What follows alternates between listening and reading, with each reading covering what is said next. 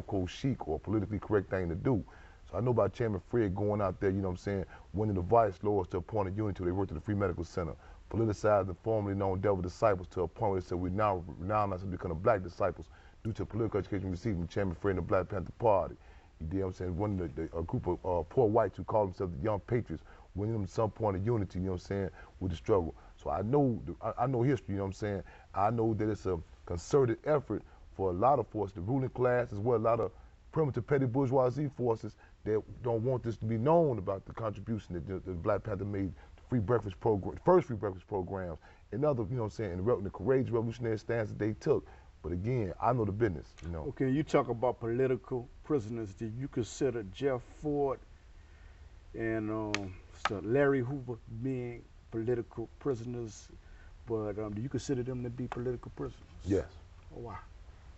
Well, the fact is, similar to that of chattel slavery. Matter of fact, first of all, with our organization, we got a slogan. We say, "What's our call? Free them all." And a lot of people, they have issue with that. They take issue with that. Say, "Well, I got issue with this particular prisoner, so on and so forth." We don't even get caught up in the discussion or the arena to believing that there is some sort of legitimate war on crime or war on gangs or war on guns. We clear that it's a war waged on our people, you know what I'm saying? And I mean, if this government was even interested in talking about stopping crime, whatever, people like George Bush or even Daley would be buried up under the penitentiary. You know what I'm saying? So first of all, let me state that for the record.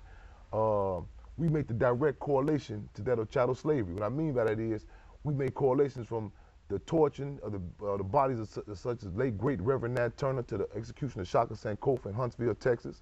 The bounty that was placed on the head of Harriet Tubman to the present-day bounty placed on the head of Assata Shakur. Those packed slave ships to the packed conditions of the Cook County Jail. Now, if we take that position, we got to be consistent with it. Again, the fact that there was an economy, there was a livelihood based and built of the kidnapping of African people. I'm saying, similar to the day, the whole thing, the whole prison economy, the whole livelihood of that depends on snatching up African people. I'm saying the Mumi Abu Jamals, the Sunday Adekolas, Rochelle Secure McGee's, the brother down the street, the Larry Hoover and the Jeff Fords also.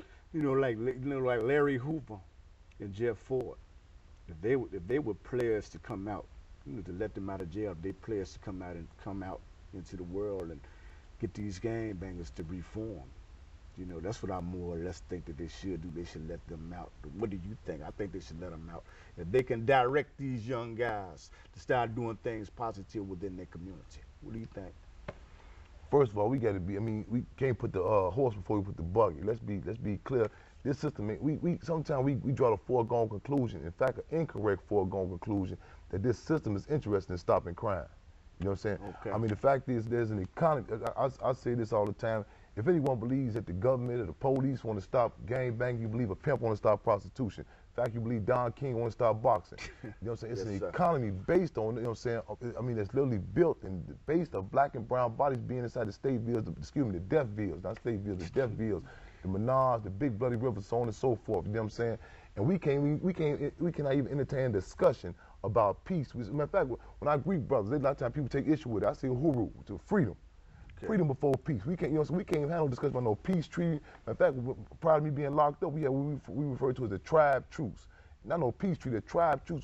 We politicize these young brothers and sisters. I'm saying, to be very clear, there's a war being waged on us. You follow what I'm saying? Okay. And, I mean, so that's the first step, as opposed to just this, like we live in some sort of vacuum or bubble. We can't handle, we so powerless as a people, we can't even engage in discussion about peace. Freedom first, the freedom to be able to, freedom for self-determination, be able to grapple these different, to deal with our contradictions. We got some sort of thought that, you know what I'm saying, that just this contradiction just happened amongst our people, you know what I'm saying? No, you look at the situation, the so-called crime that went down in Inglewood and Woodlawn, so on and so forth, equated to, in Rwanda. You cannot talk about the Hutus and Tutsis negating the role that the Belgian government played, you know what I'm saying, setting the whole lick up. You know what I'm saying? You can, the whole thing in Chicago, Inglewood, so on and so forth. We go into the Woodlawn experiment. You can't talk about the situation, crime that's going on in Woodlawn, negating the role of Sears and Roebuck, First National Bank, Rockefeller Foundation, University of Chicago, Leon Finney. Yeah. The rest of these ruling class entities, you know what I'm saying, a criminal psychologist had pointed out one time, it's a criminal psychologist, who's validated by white folks now, they say when you go to a crime scene, the first thing you look for is who benefited.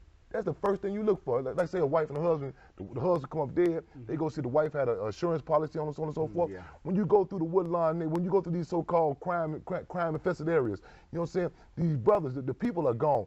The guys with famous names, these guys are gone, locked up. But the crime, the drugs, they still stand. So